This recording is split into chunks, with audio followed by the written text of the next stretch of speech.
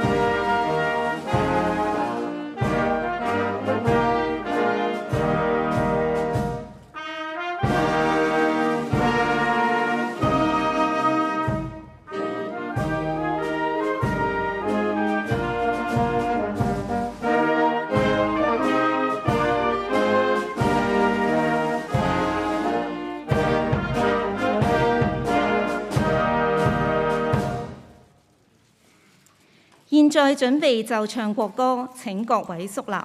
Please stand solemnly for the playing and singing of the national anthem. 現在準備奏唱國歌，請各位肅立。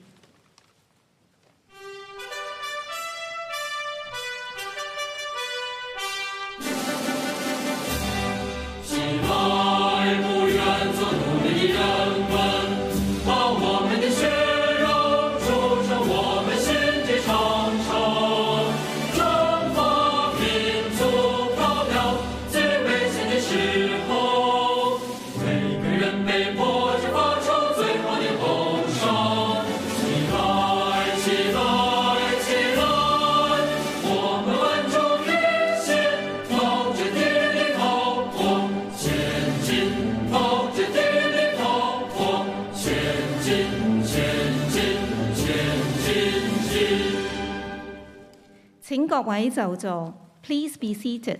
請各位就座。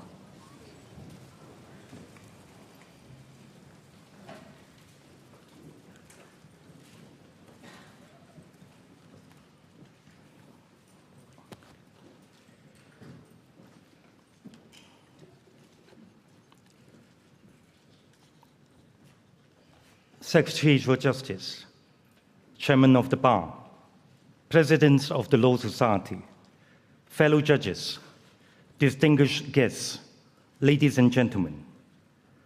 On behalf of the Hong Kong judiciary, I warmly welcome you to this year's ceremonial opening of the legal year.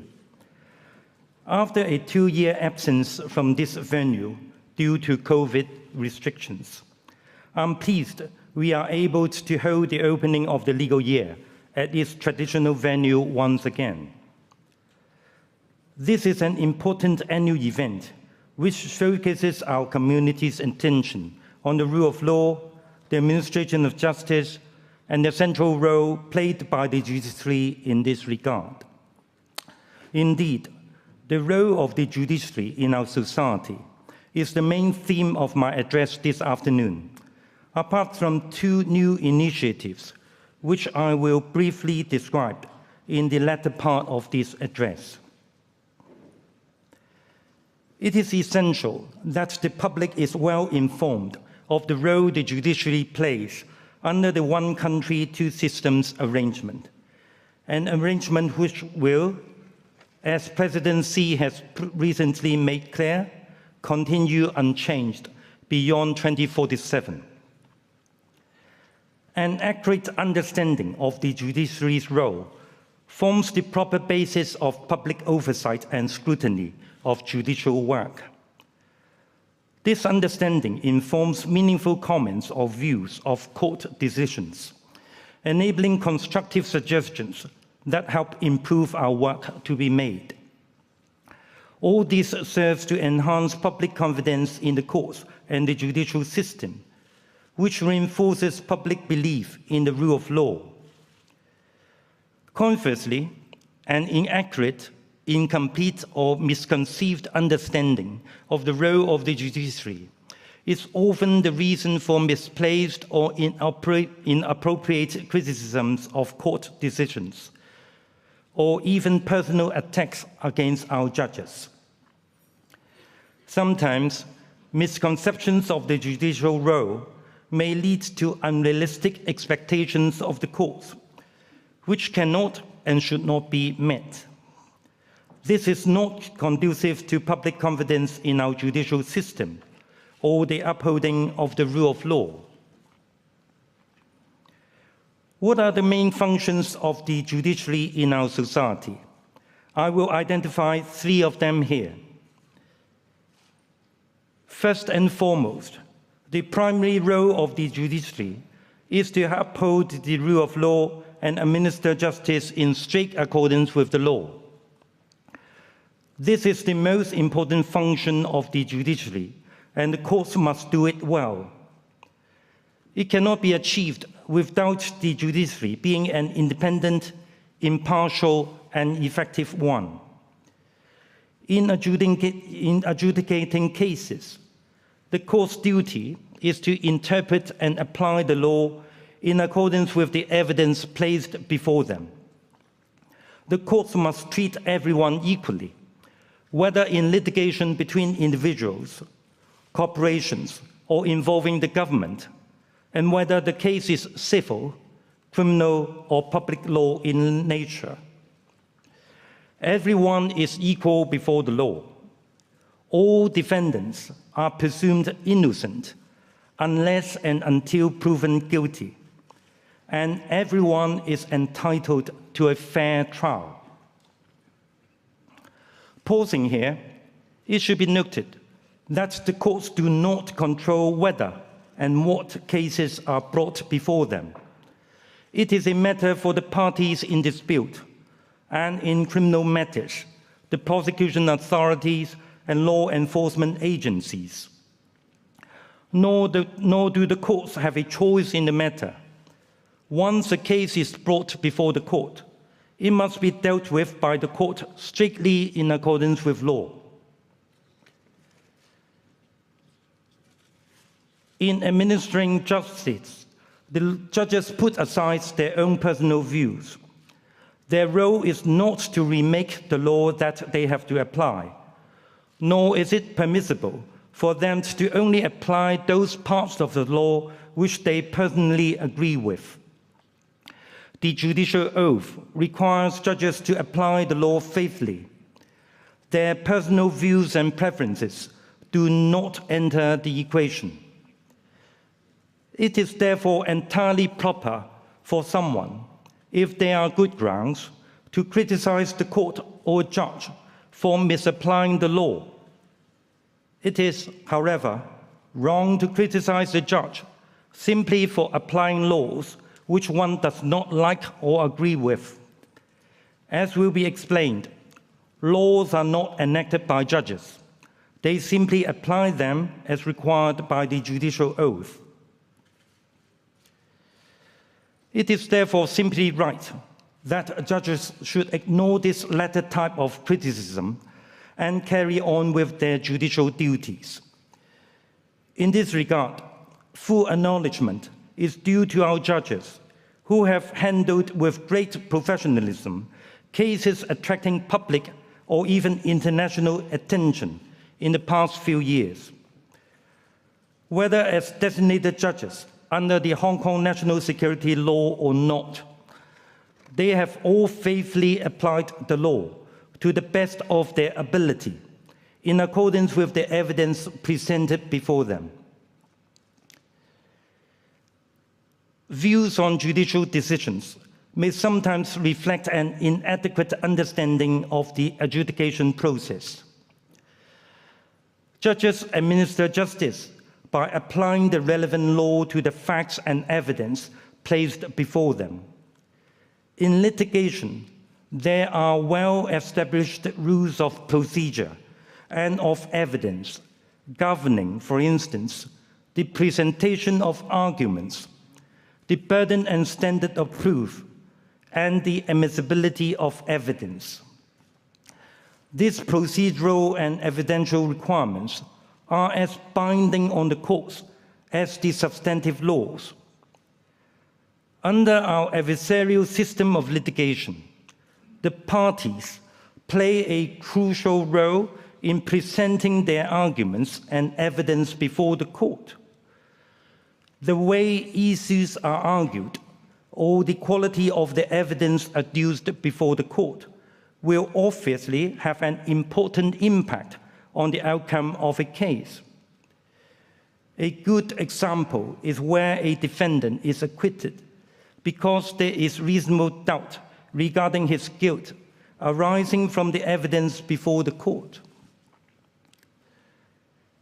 Another common type of criticism of court decisions has its origin in the failure to understand that in many disputes, more than one right or interest is in issue. Many legal disputes in public law cases, particularly those involving underlying social, economic, or political issues, concern rights or interests that pull in opposite or even multiple directions. The court has to put all these rights and interests in the balancing scales before a decision can be made. The outcome of the balancing exercise may not always be pleasing to everyone, or even anyone. 4, by definition, different stakeholders and different interests are involved. It does not mean that the court has failed in its function in administering justice fairly and equally. All this brings me to the second role that the judiciary plays in society, that is, the protection of fundamental rights. It is the function of the courts to uphold fundamental rights. This is an important facet of the rule of law as practiced in Hong Kong. In Hong Kong, fundamental rights are set out in Chapter 3 of the Basic Law, as well as the Hong Kong Bill of Rights, which is constitutionally entrenched under Article 39(1) of the Basic Law. These important fundamental rights must be jealously guarded by the courts. Whilst fundamental rights must be and are given by our courts a generous interpretation, most fundamental rights are not absolute. They are liable to be proportionately restricted for the sake of others or for the public interest. Fundamental rights are equally enjoyed by the people of Hong Kong. When rights are exercised or sought to be enforced in our courts, the fundamental rights of others, where relevant, must equally be borne in mind and respected. In this regard, what is often termed as the public interest may simply be understood as the sum total of the fundamental or other rights and interests enjoyed by other members of society or a portion thereof. As explained, when different rights and interests pull in opposite or different directions, as happens quite often, the court's task is to balance these competing rights and interests and arrive at a decision that best gives effect to them. A further point to note is that the ultimate duty of a court is to administer justice in strict accordance with the law. This includes all laws that are binding on the court. Moreover, there are boundaries to the court's jurisdiction and judicial power. When fundamental rights are restricted by law that is binding on the court, or law that is put beyond the court's jurisdictions to review, the court must take the law as it is and accept the limit of its jurisdiction and administer justice accordingly. The third role played by the courts relates to their lawmaking function under the common law system. Under our legal system, the courts, particularly the higher courts, do make law from time to time on a case-by-case basis.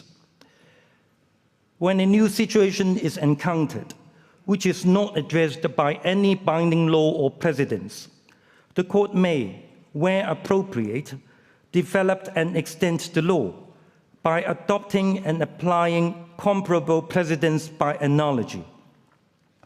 Moreover, the highest court may from time to time regard a particular case law as no longer being correct, making it necessary to restate or change the law. In this way, the common law evolves incrementally over time, whereby older and outdated authorities are gradually replaced by newer ones, which suit the modern circumstances better. However, the court's lawmaking role should not be exaggerated. In most of the cases that come before our courts, the court's task is either to interpret and apply written laws or to apply binding authorities applicable to the dispute before it.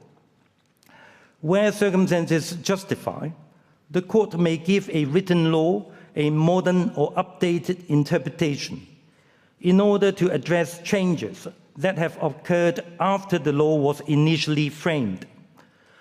This is permissible so long as it is in accordance with the original legislative intent and does not do unacceptable violence to the language of the law. What the court cannot do is to use this as an opportunity for legislating, or put another way, filling in a perceived legislative gap. That is not the function of the court, but that of the legislature. Likewise, provisions in the Basic Law, which is regarded as a living instrument by the courts, are capable of being given modern meanings where circumstances justify. However, given its constitutional status and significance, the courts will be particularly careful when interpreting the Basic Law as a living instrument. Having thus outlined the three main functions of the judiciary, it is perhaps also instructive to explain what is not the role of the judiciary. First, subject to the limited role they play in developing the common law which I have just mentioned, it is not the role or function of the courts to make laws.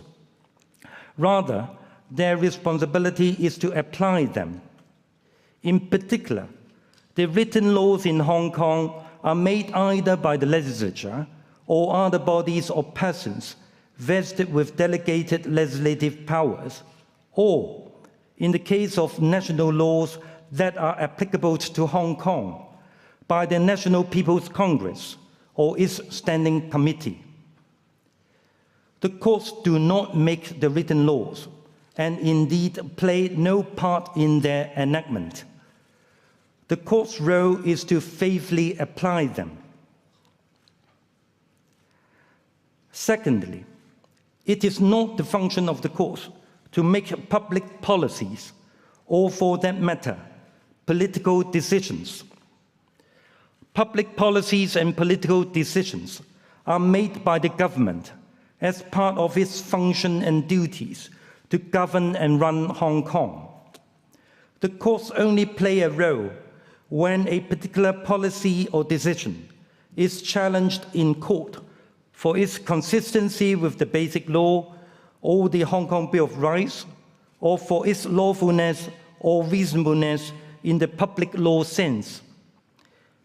In all such litigations, the court's focus is invariably on the constitutionality or the lawfulness of the policy or decision, as opposed to its merits or drawbacks. Whilst inevitably, the court's decision may sometimes have a political impact, this does not mean the court has made a political decision or made its decision on a political basis, as opposed to a legal one, when deciding the dispute. Still less does it mean that the court has involved itself politically in the making or the unmaking of any government policy. Underlying the 2 points that I've just made is a larger, more fundamental principle. That is, the courts must respect and indeed uphold the constitutional order of the Hong Kong Special Administrative Region under the Constitution of our country. Put shortly, the judiciary is part of the constitutional setup of the Hong Kong SAR under the Constitution. Its role is defined and governed strictly under that setup. Constitutionally, Article 2 of the Basic Law specifically provides that the National People's Congress authorizes the Hong Kong SAR to exercise a high degree of autonomy and enjoy, amongst other things, independent judicial power, including that of final adjudication, in accordance with the provisions of the Basic Law. Article 19 again vests the Hong Kong SAR with independent judicial power. and the courts of the Hong Kong SAR are specifically designated as the organ in the region to exercise the independent judicial power. The Basic Law and other relevant laws in Hong Kong therefore set out, as well as delimit, the jurisdiction of the courts. It is the duty of the courts to fully exercise that jurisdiction in cases falling within it. However, it is equally important that they do not usurp the functions, powers, or jurisdiction vested in other organs or bodies under the Basic Law, or, for that matter, the Constitution, or to purport to exercise judicial power that they have not been conferred with. This is not something unique to Hong Kong. In jurisdictions where there is a written constitution, the jurisdiction and positioning of the courts are entirely dependent on what is provided for in the Constitution, which governs what the courts can and cannot do. Where a jurisdiction does not have a written constitution, and the legislature is supreme, it is not for the courts to challenge what the legislature has chosen to enact, and the jurisdiction of the courts is ultimately a matter for the legislature to decide. In conclusion of this part of my address, I will simply reiterate, it is important that our community has a clear and accurate understanding of the role and functions of the judiciary. This is ultimately conducive to maintaining public confidence in the courts and the rule of law as practiced in Hong Kong. Turning to enhancements and changes, as I've said before, the judiciary must remain a modern one that moves with the times. This, too, is an important aspect of maintaining public confidence in the courts. Over the past 2 years, we have, amongst other things, enhanced our mechanism for handling complaints against judicial conduct, published a new edition of the Guide to Judicial Conduct, laid down timeframes for handing down judgments, promoted remote hearings, and strengthened our judicial education and exchanges. The procedural reform on family law litigations has reached an advanced stage, and further mediation initiatives are also in the pipeline. Apart from these measures, I will quickly mention 2 further initiatives that we are actively exploring.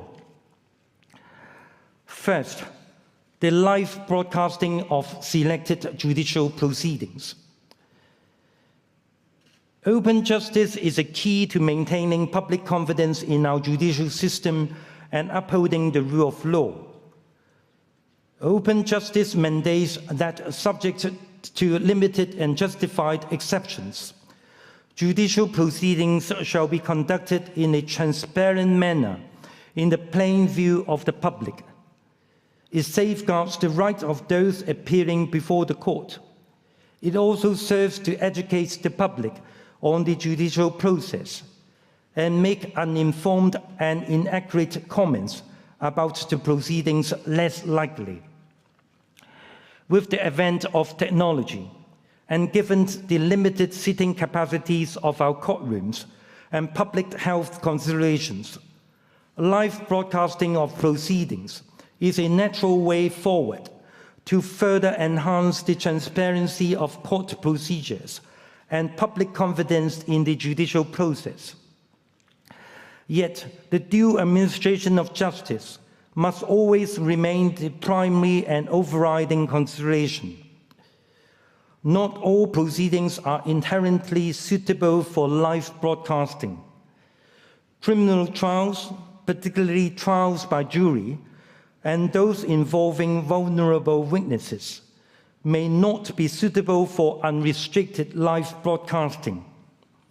On the other hand, for appellate proceedings, particularly hearings in the Court of Final Appeal, the case for live broadcasting is a strong one. But even then, the legitimate concerns, such as the possible misuse of the broadcast material or doxing of judges or legal representatives, must also be carefully taken into account. It is with these and other considerations in mind that I have decided to appoint a working group within the judiciary to be chaired by a senior judge to examine the guiding principles as well as the implementation practicalities of live broadcasting of court proceedings, with a view to introducing live broadcasting of at least some court proceedings or at some court level within some time this year, if reasonably practicable. The second initiative under consideration relates to our information technology strategy plan. Since last year, we have been rolling out our electronic litigation system by stages. Thus far, this new e-litigation system has been made available as an alternative option to the traditional paper-based system. Understandably, the initial response of the legal profession and others to this new litigation platform is slow. The judiciary will, of course, continue with our support service and publicity efforts to boost participation. However, the community is fully entitled to expect a quicker and wider adoption of technology in court operations. And I think it is time that we make it a greater stride in driving the migration to e-litigation. Without seeking to downplay the short-term inconvenience and the cultural change that will be required, the legal profession is strongly urged to give serious consideration to switching to the e-litigation platform, with the ultimate aim of making the electronic platform the primary litigation system. We are considering the setting of a target timeframe, such as a period of 3 to 5 years from the rolling out of the relevant parts of the new system, for requiring all represented litigants to conduct their litigations electronically, unless otherwise exempted in particular circumstances. Full consultation will, of course, be held with the legal profession as well as other stakeholders, and safeguards of the right of access to court will be put in place. Adequate support and training will also be rendered to our judges and support staff in adapting to the migration. I believe this is a strategically important direction to take in modernizing Hong Kong's mode of litigation in this digital era. After all, a modern judiciary must not only be independent and impartial, but must also be efficient and effective. This is and remains our goal and commitment. It only remains for me to wish you and your family good health and every happiness in 2023. Not only that, the Chinese New Year is just days away. I wish everyone here a very blessed Chinese New Year. Thank you.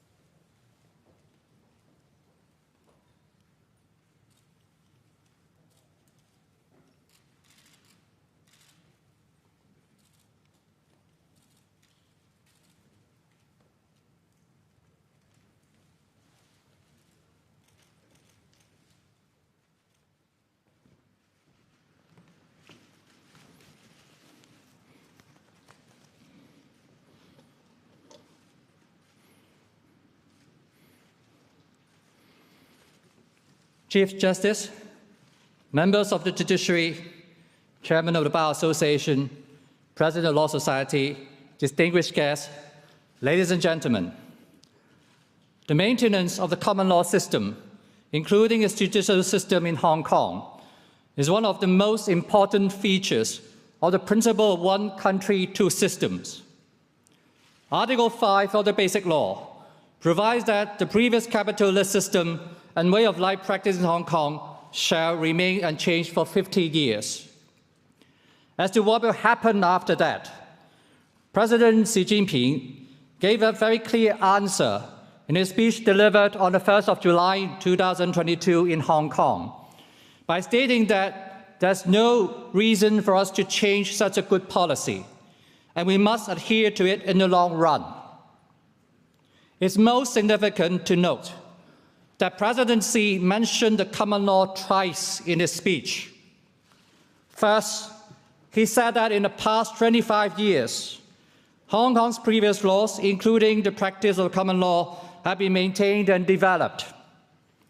Second, he said that the central government fully supports Hong Kong in its efforts to maintain the common law. The central government demonstrates its commitment in this respect by assigning important missions to Hong Kong, which cannot be accomplished unless the common law system is maintained and the rule of law in Hong Kong is upheld. First, under both the National 14th Five-Year Plan and the Outline Development Plan for the Guangdong, Hong Kong, Macau, Greater Bay Area, the central government has positioned Hong Kong as a center for international legal and dispute resolution services in the Asia-Pacific region. Second, the International Organization for Mediation Preparatory Office will be set up in Hong Kong soon.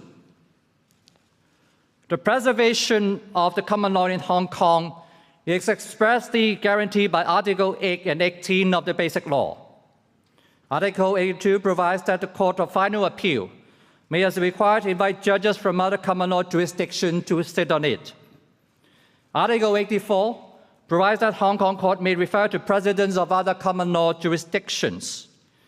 And Article 92 provides that judges may be recruited from other common law jurisdictions. These provisions contribute to imbuing Hong Kong's common law with international linkage. Judicial independence is one of the most essential components of Hong Kong's common law system.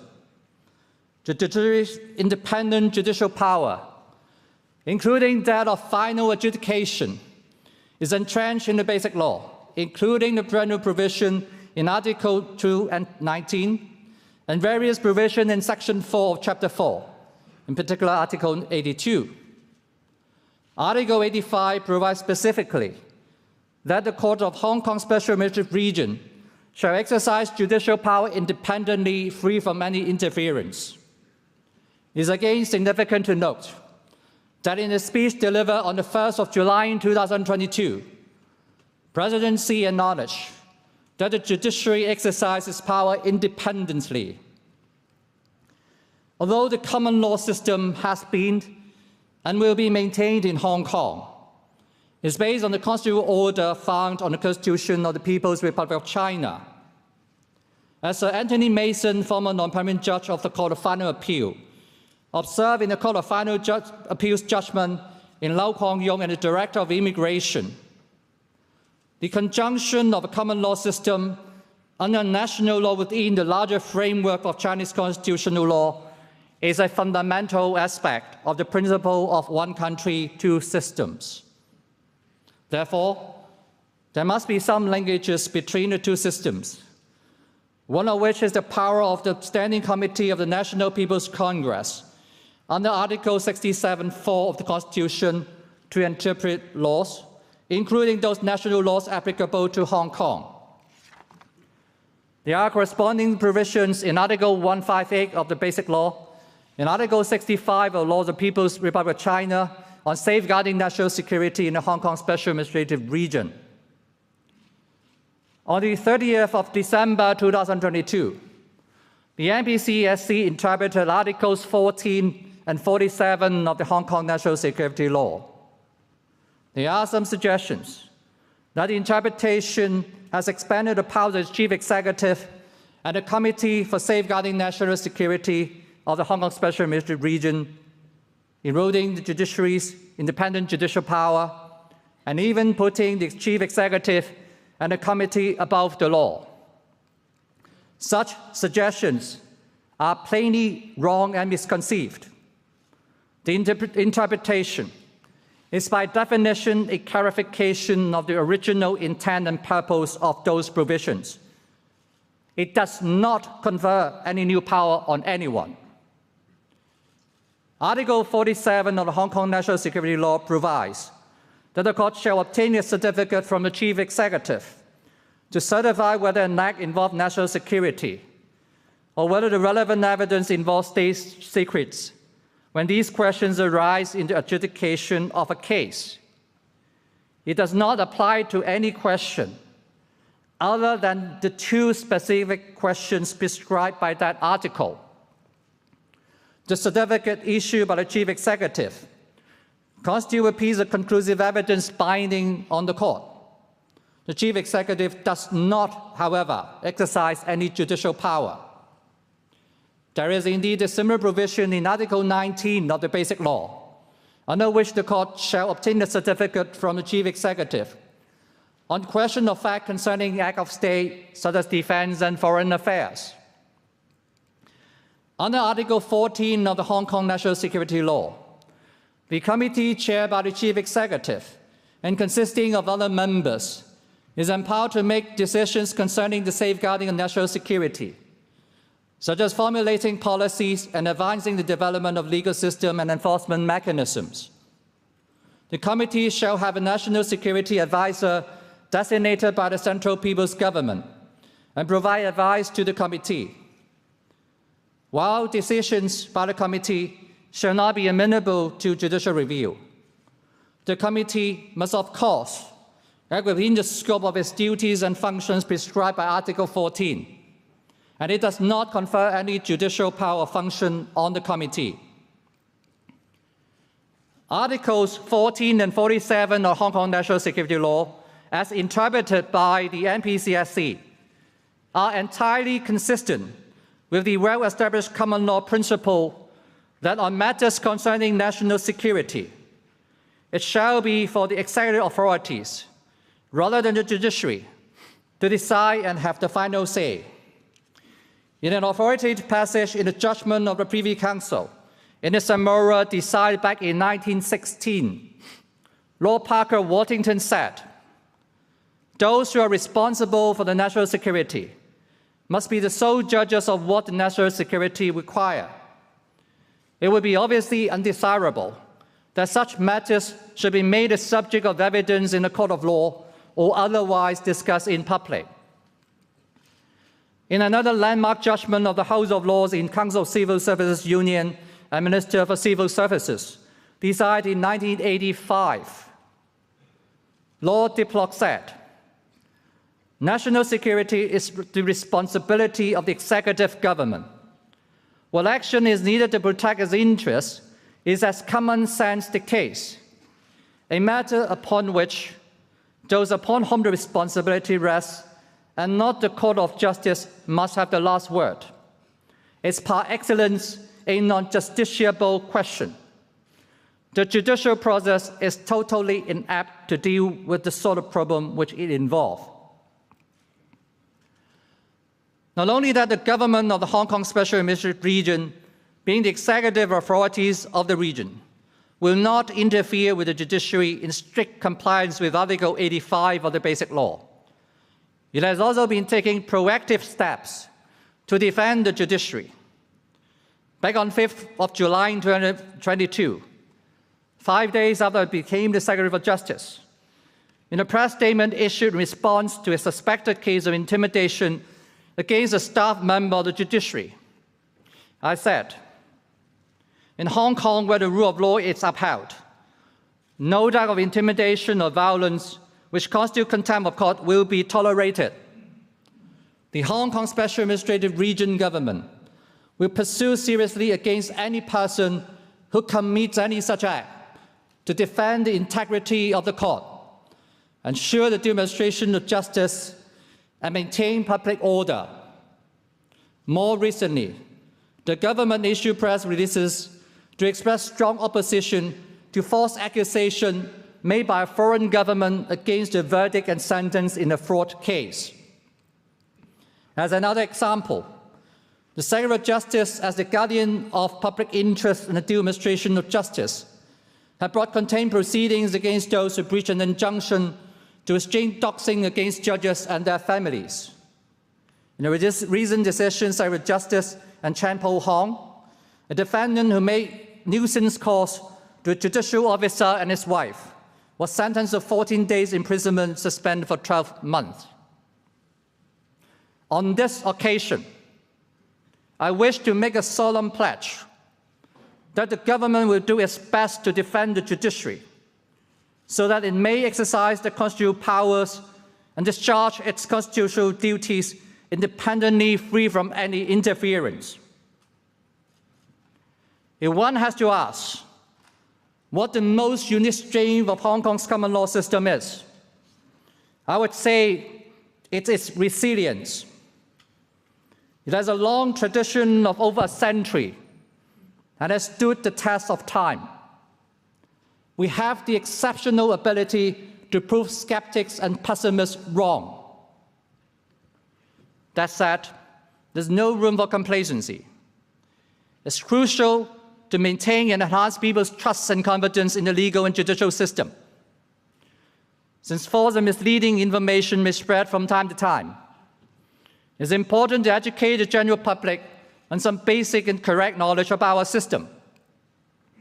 While we must hold on to the core values of the system, such as the importance of judicial independence, it's necessary for us to adapt to needs and changes in society, in particular, to ensure that people will have access to justice in an affordable and efficient manner, to promote the rule of law education, and to enhance access to justice are precisely the overriding objective of various initiatives which my department is implementing in the coming year.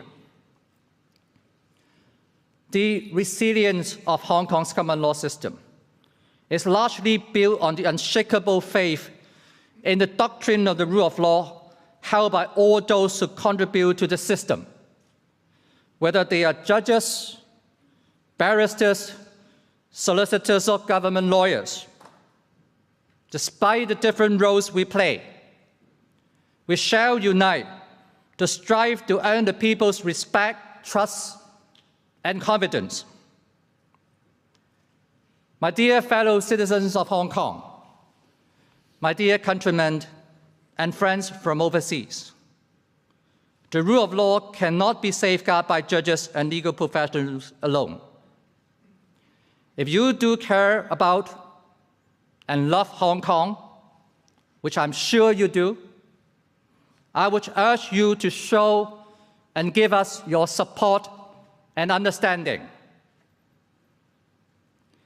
We celebrated the New Year about 2 weeks ago, and the Chinese New Year rabbit is approaching. I wish to conclude by wishing you and your families a happy and healthy New Year. Thank you very much.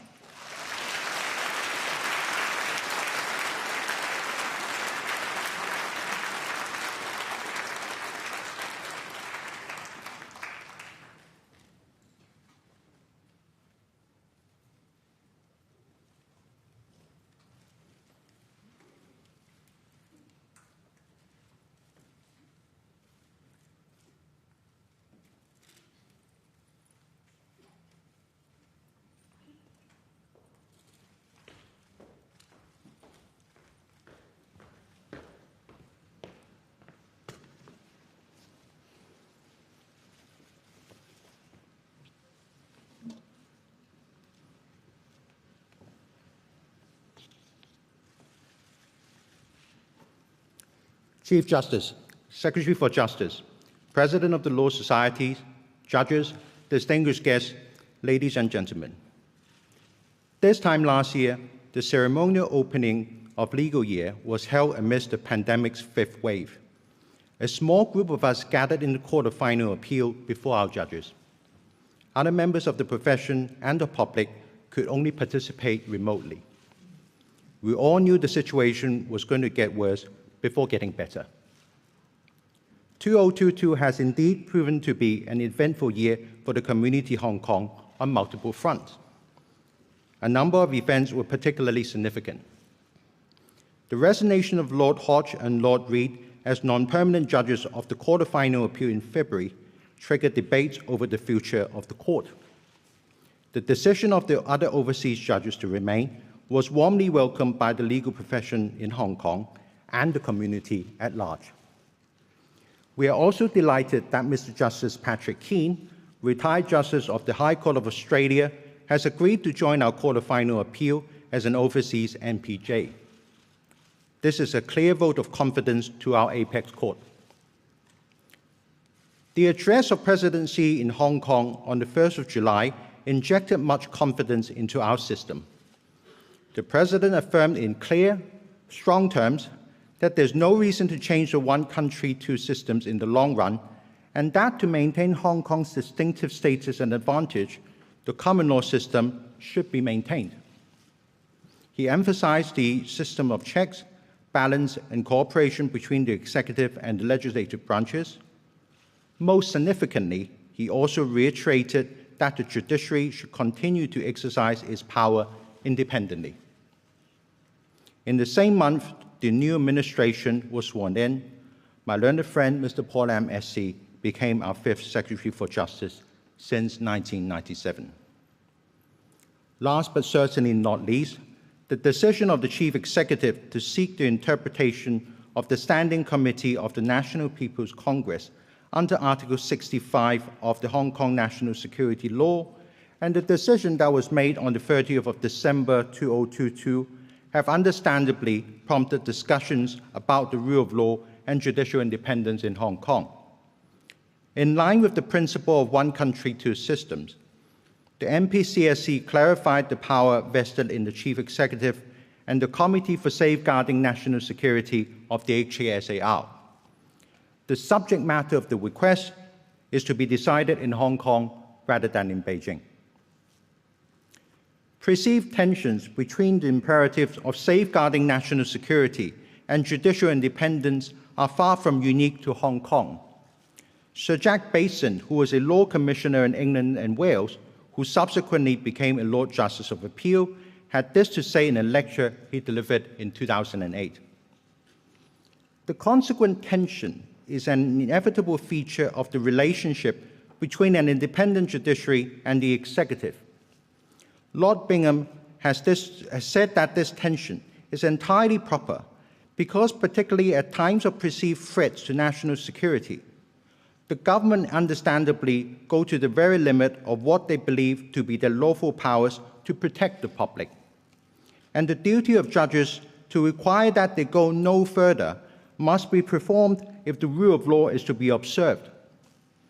Notwithstanding this understandable tension, however, the executive, the legislative, and judicial branches of the state should show appropriate respect for the different positions occupied by the other branches when fulfilling their respective constitutional roles.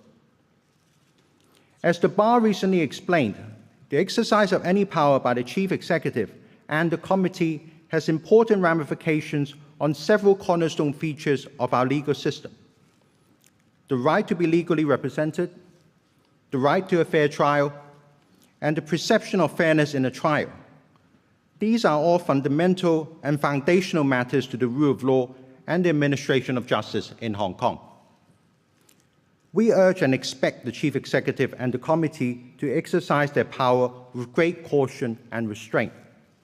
With these fundamental matters in close view, we have likewise urged the Chief Executive and the Committee to have close regard to the guaranteed constitutional rights of a defendant in a criminal trial, rights that are notably preserved in the national security law cases by Articles 4 and 5 of the NSL. In doing so, they will foster the public's trust in the rule of law, judicial independence, and the protection of human rights. all to the benefit and common goal of effective and just public administration.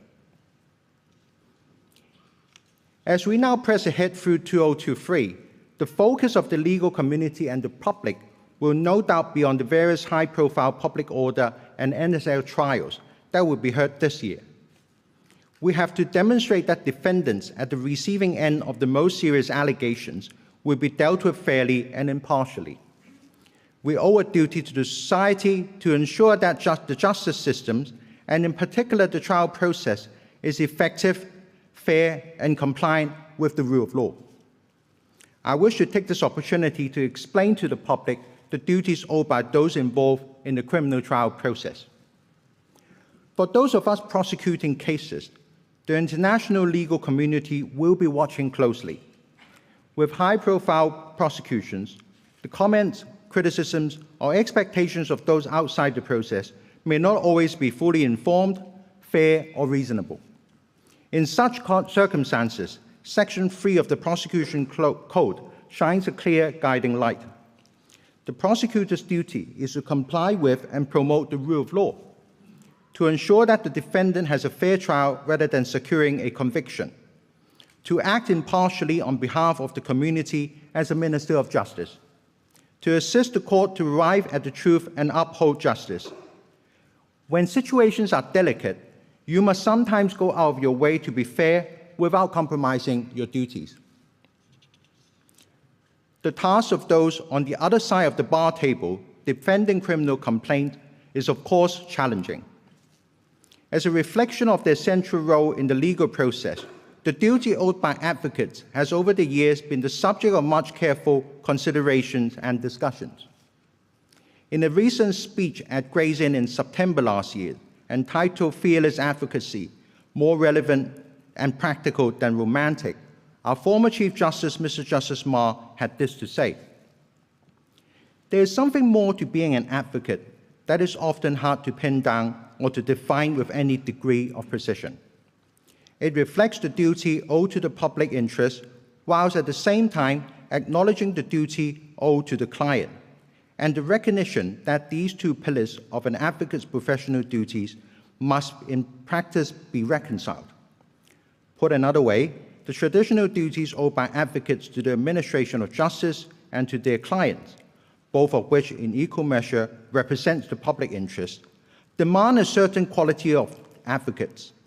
What is this quality and why is it relevant? I identify this vital quality as fearless advocacy. Its relevance is that it underlies the practice of law and our courts. These days, and this applies to the world over, when the law and the work of the courts are often viewed through multifaceted prism of politics and geopolitics, of hyperbole and diametrically opposite and seemingly irreconcilable positions taken. It is critical that the law and its proper purpose remain intact. When cases come to be dealt with by courts, however controversial they may be, or however far-reaching the consequences, it is critical that we do not lose sight of the fundamentals. And these fundamentals ultimately represent the foundation of the rule of law and the concept of justice itself. Many of our members have taken up sensitive and difficult criminal cases over the years. Members of the criminal bar ought to be commended for living up to the best tradition of the bar in taking up these difficult cases and in defending their clients fearlessly. What is of course unfortunate is that our members continue to be criticized because of the brief to defend these clients. The public must appreciate that lawyers briefed to defend appeared in court are expected and required to do so, not because of any sympathy on their part with the aims or methods of the accused, but by dint of professional duties to take on cases that are within their range of experience and competence. The duty includes what is known as the cap rank rule. The rule precludes barristers from turning away clients based on any personal opinions of the barrister that the barrister may have about matters such as the client's character, reputation, or cause. There is another key player in our criminal justice system that is often overlooked, but to which credit should be given, and that is our robust and comprehensive legal aid system. Our situation is in sharp contrast to the difficulty faced by members of the English bar. I visited London for the opening of legal year in October last year, when the English bar was on strike because of issues over fees in publicly funded cases. Speaking with bar leaders around the world on this subject, it is clear that our system compares favorably to other jurisdictions, and the good work of the Director of Legal Aid and his team in assisting fair access to the legal system should be acknowledged. The role of our judges is, of course, paramount. The proper administration of justice depends on judges discharging their duties and responsibilities with excellence and fidelity. Judges must ensure that a fair trial takes place and they adhere strictly to the requirement of the law. In the discharge of their responsibilities, judges look to the letter and spirit of the law and nothing else. Their personal views on the legislation in question and broader political, economic, or social considerations, as opposed to legal considerations, simply do not enter into the equation. The duties and responsibilities on judges are constitutional duties and responsibilities, and the exercise of judicial power means that all judicial decisions are based on law and nothing else. Article 92 of the Basic Law states that judges are only chosen on the basis of their judicial and professional qualities. The judicial oath, which Article 104 of the Basic Law states must be taken, require all judges to uphold the Basic Law and serve the HKSAR conscientiously, dutifully, and in full confidence with the law, honestly, and with integrity, safeguard the law and administer justice without fear or favor, self-interest, or deceit. It is of great and continuing importance that the role of our judges is understood and the public are reminded of the nature and limits of that role. The task of our judges has never been easy, and their heavy workload is something that the public may not appreciate. At the ceremonial opening of legal year in January 1997, which was held shortly before the establishment of the HKSAR, Mr. Justice Power, the then acting Chief Justice of Hong Kong, had these concluding remarks.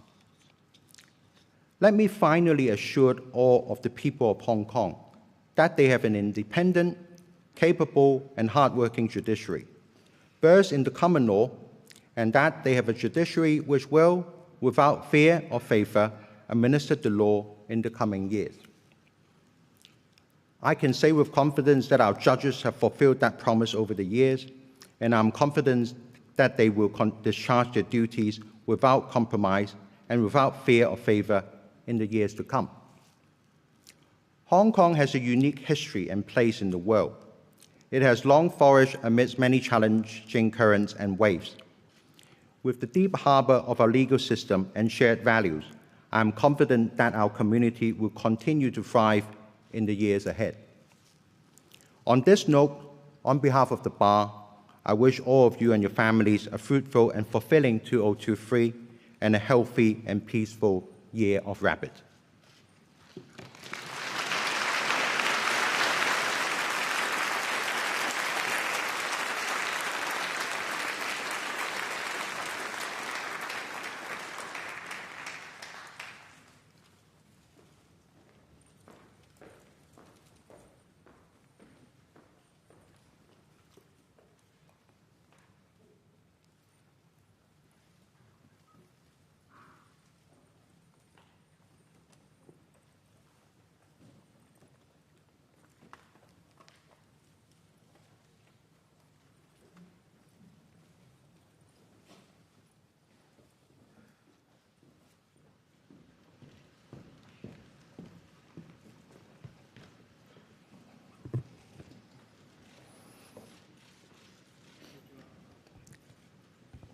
Good afternoon, Chief Justice, Secretary for Justice, Chairman of the Hong Kong Bar Association, members of the judiciary, members of the legal profession, distinguished guests, ladies and gentlemen. 2022 has been an eventful year filled with celebrations in various forms, marking the 115th anniversary of the establishment of the Law Society of Hong Kong and the 25th anniversary of the establishment of the Hong Kong Special Administrative Region. I'm honored to be speaking at this important occasion on behalf of the Law Society, an organization that has stood the test of time for 115 years, witnessing the development of the profession for over a century. I would like to start by sharing a brief overview of the profile of the profession.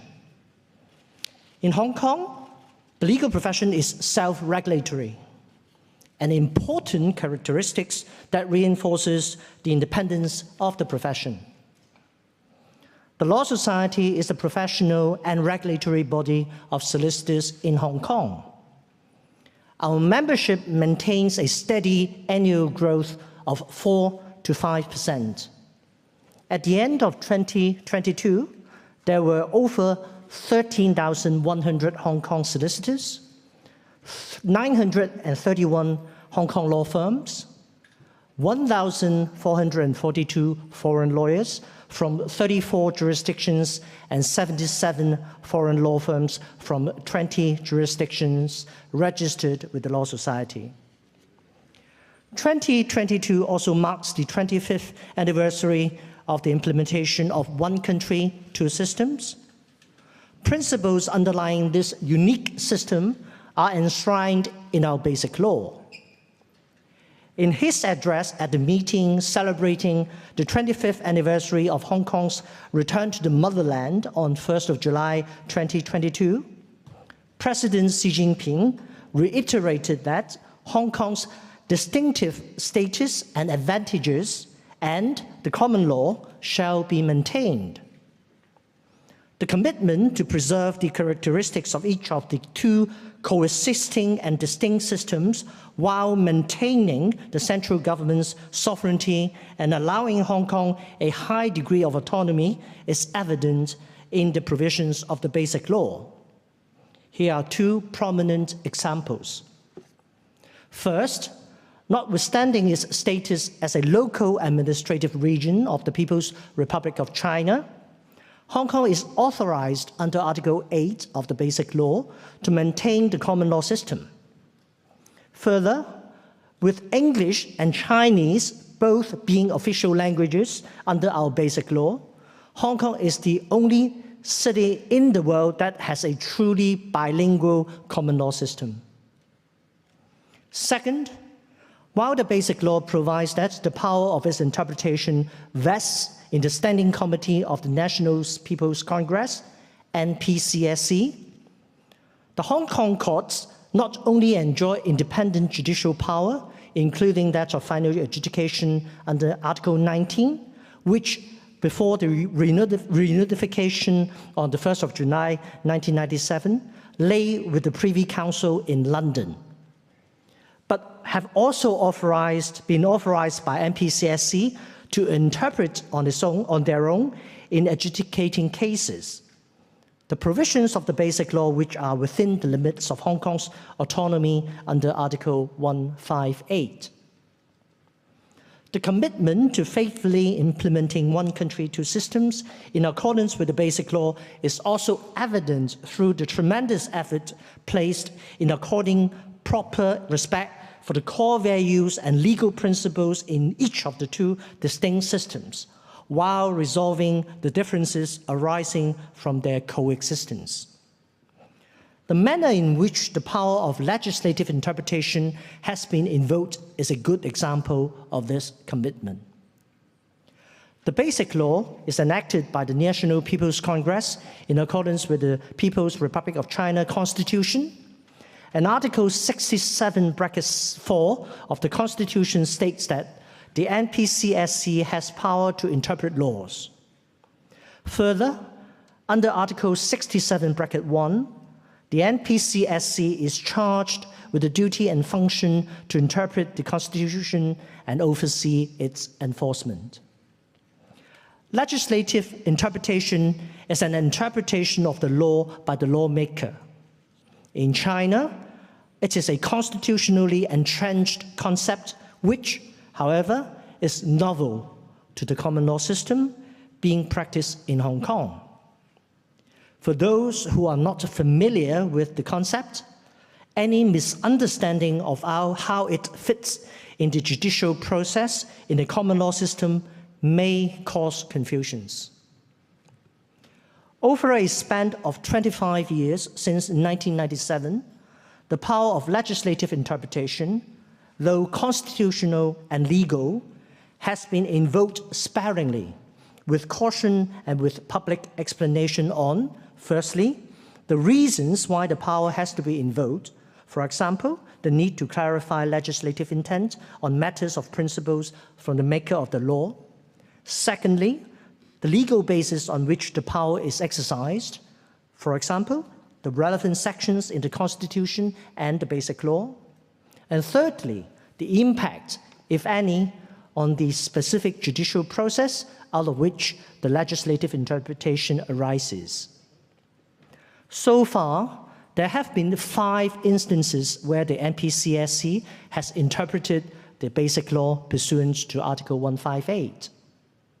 The 6th legislative interpretation related to the National Security Law, NSL, made by the NPCSC recently on the 30th of December 2022, upon the request of the Chief Executive on issues arising out of an application for admission of an overseas counsel for a case involving NSL. Article 65 of the NSL provides that the power of interpretation of the NSL vests in the NPCSC. The 6th interpretation provided procedural guidance on existing provisions in the NSL. The adjudication of the relevant case itself, based on the facts and evidence adduced before the court, has been left entirely in the remit of the judiciary. In recent years, attempts to politicize some of the court's work have presented challenges to the perception of judicial independence, a core value of the rule of law. We are grateful to all judicial officers for maintaining a strong, independent, and international respected judiciary, particularly during these difficult times, and to all overseas non-permanent judges serving on the Court of Final Appeal who bring with them a diversity of international judicial experience. Their support speaks louder than words about the respect they have for the commitment of Hong Kong's judiciary to the rule of law and judicial independence. Looking ahead, huge post-pandemic opportunities await us. The 14th Five-Year Plan is the blueprint guiding the future national development of China to 2035. It continues to support Hong Kong to enhance its status as an international financial, transportation and trade center, a global offshore renminbi business hub, an international asset management center, and a risk management center.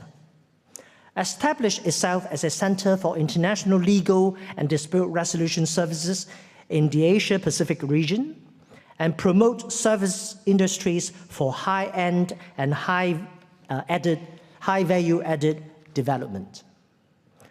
The 14th Five-Year Plan also raises for the first time the support for Hong Kong to enhance its status as an international aviation hub, to develop into an international innovation and technology hub, a regional intellectual property trading center, and a hub for international cultural exchange between the East and the West. With all these initiatives, coupled with the opportunities brought by the Belt and Road Initiative and the Greater Bay Area development, a steady supply of quality legal services will be in great demand. As always, we welcome legal talent from around the world to enrich our legal service supply, to tap into the huge potential of these future developments. It is pleasing to note that much progress has been made in the use of electronic technology in the courts. Since April 2020, The judiciary has been conducting remote hearings in civil proceedings where appropriate through using video conferencing facilities or phones. From January 2021, all levels of civil courts may make use of remote hearings where necessary and appropriate. The Integrated Court Case Management System offers electronic services, including sending and receiving case-specific court documents to and from the e-courts, inspecting or searching filed documents and other case-related information held by the e-courts, searching court books, and making electronic payments. The Integrated Court Case Management System has already been implemented in personal injuries action, tax claim proceedings, civil action proceedings, and employees' compensation cases in the district court, as well as summons cases of the magistrates' courts. At present, remote hearings cannot be used for criminal matters because of legal impediments. A consultation by the judiciary on the drafts of the court's remote hearing bill, practice directions, and operational guidelines aiming to provide a general framework to enable the use of remote hearings for all types of court proceedings was launched in June and completed in September 2022. The Law Society of Hong Kong has provided its views on the draft bill. Application of technology, electronic technology, will be the future norm. We look forward to embracing a court management system that improves the access to justice by taking advantage of the advancement of technology to enhance its efficiency and its ability to continue operation despite physical disruptions like the COVID pandemic, which I hope is now a thing of the past. On this note, may I wish you all a fulfilling 2023. Thank you.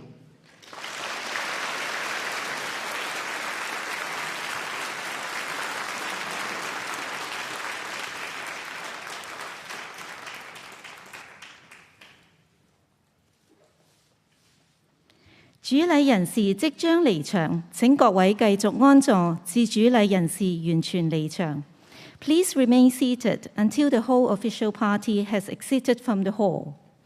主礼人士即將離場，請各位繼續安坐，至主禮人士完全離場。